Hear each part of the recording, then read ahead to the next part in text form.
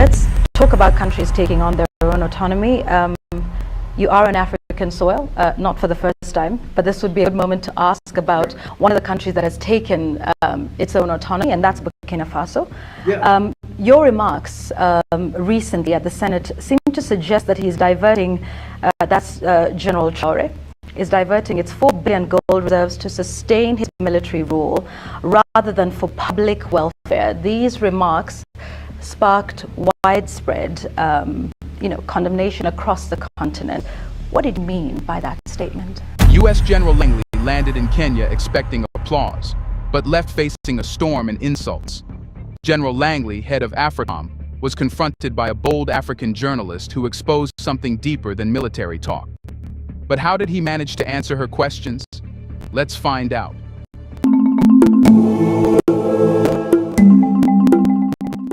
The visit looked official. We're Phoenix Energy, a family-owned oil company focused on unleashing American oil from North Dakota and Montana. We've already sold over 2.9 million barrels, creating steady. A high-profile security conference, handshakes, cameras, flags. But beneath the surface, something had shifted. The welcome was polite, but not warm. The stage was set, but the energy was off. It wasn't about formality. It was about resentment. Not loud or chaotic, but quiet and cutting. Behind the speeches and security briefings, the continent was still reeling from something deeper. A single statement that revealed everything. Weeks earlier, the general had stood before his senators and accused a young African leader of misusing his country's gold. Not for development, not for his people, but to protect his junta. A loaded phrase, not just a criticism, but a judgment. Not just a policy note, but a verdict delivered from Washington. And that, more than anything, lit the fuse. In Burkina Faso, those words were heard like thunder. Crowds poured into the streets in anger. Flags waved not in celebration, but defiance. And across West Africa, in markets, mosques, studios, and schools, the message was debated, analyzed, and rejected not just because of what was said, but because of who dared to say it.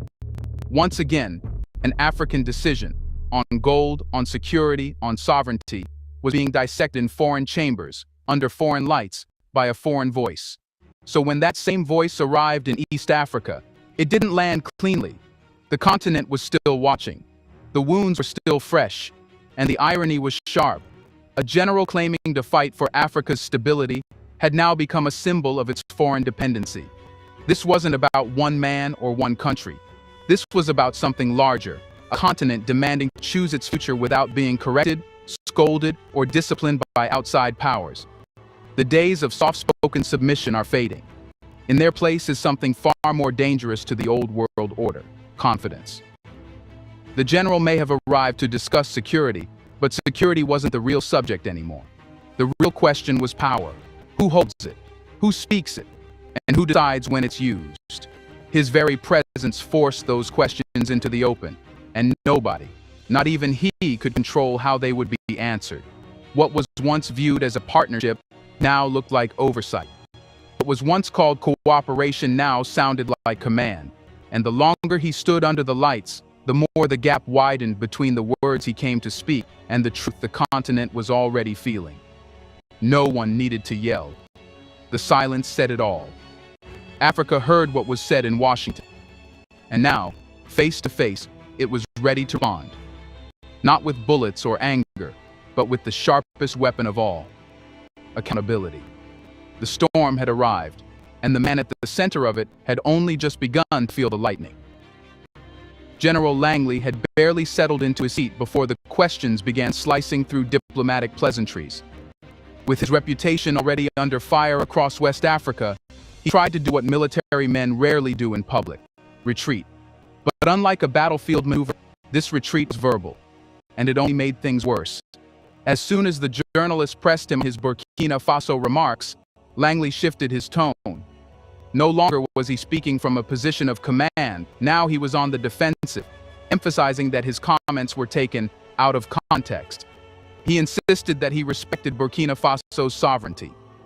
They make their decisions. That's their sovereign right, he repeated, almost like a protective charm against the storm. But the words didn't land, because sovereignty isn't respected through repetition, it's respected through restraint. And Langley had already crossed that line in Washington. Here's a reminder to please like and share the video and subscribe to our channel to watch more videos on Black culture, history, civilization, and identity. Let's continue now.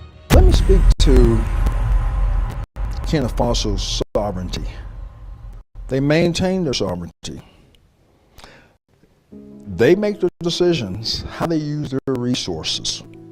They make their decisions who their resources go to for military support.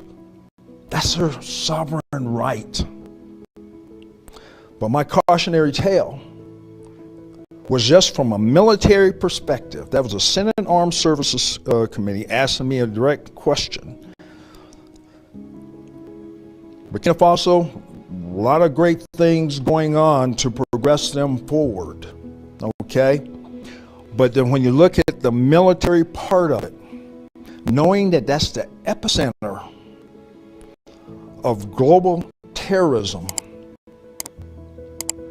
it was my time to illuminate that this is probably their weakest point, and there needs to be sufficient resources going towards for the whole fight of terrorism in that country, period.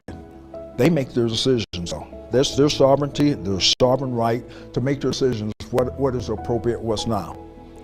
I wanted to illuminate that it's going in the wrong direction now. ISIS is getting stronger. JNIM is getting stronger. Al-Qaeda in the lands of the Maghreb is getting stronger in that country. Now, he tried to frame his remarks as purely military analysis, not political critique. He claimed his statement to the Senate was meant to illuminate security weaknesses, not to insult national governance. But the phrasing gave him away. Illuminate is a word used by those who believe their vantage point is higher. It suggests that Africans are in the dark and need a U.S. general to show them the way. Then came the pivot to data. Langley pointed to an increase in attacks by insurgent groups, particularly since 2022, when Traoré took power. He suggested a correlation: more autonomy, more insurgency. He stopped just short of blaming Traoré directly, but the insinuation was loud and clear. The problem with that argument is that it dangerously simplifies a brutal reality. Burkina Faso's insurgency didn't start with Traoré. It was inherited after years of foreign involvement, corruption, and failed military reforms, many of them shaped by external partners, including the United States. Do you think it's getting stronger after General Traoré took over? It has. Just look at the numbers of attacks. It really has, since 2022. I've been tracking this since I took command. So,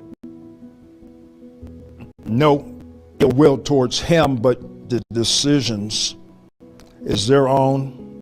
They're looking for other ways to be able to, they're still on warfight footing, but it's just going to take more resources.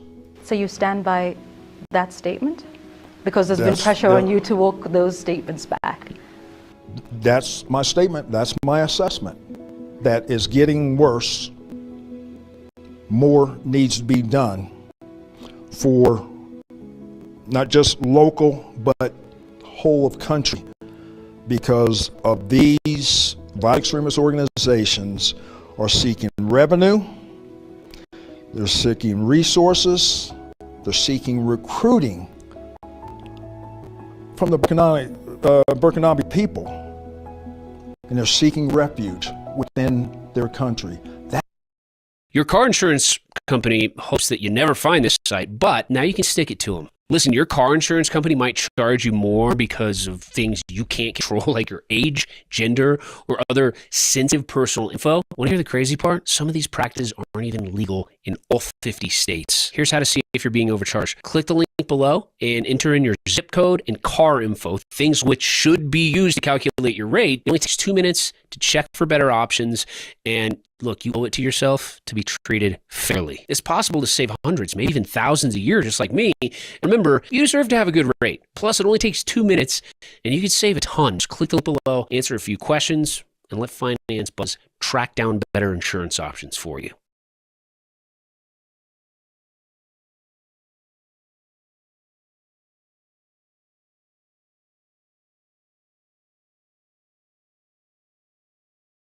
If you have a 700 plus credit score, you qualify for Chase's new program where you could access up to $150,000 capital for free at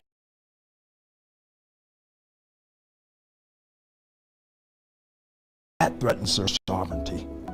Langley's insistence on statistics, look at the number of attacks, was meant to establish authority, but it came across as cold, even callous, as if the suffering of Burkina-based civilians could be reduced to a chart, rather than a consequence of long-term instability and outside interference. His framing ignored the broader conversation Africans are now having. Who benefits when we surrender control in exchange for counterinsurgency aid? Even more telling was the way Langley subtly inserted America's interests into the equation. After stressing that Burkina Faso's instability threatens its sovereignty, he added, and that threatens America's interests. That moment shifted the energy of the room.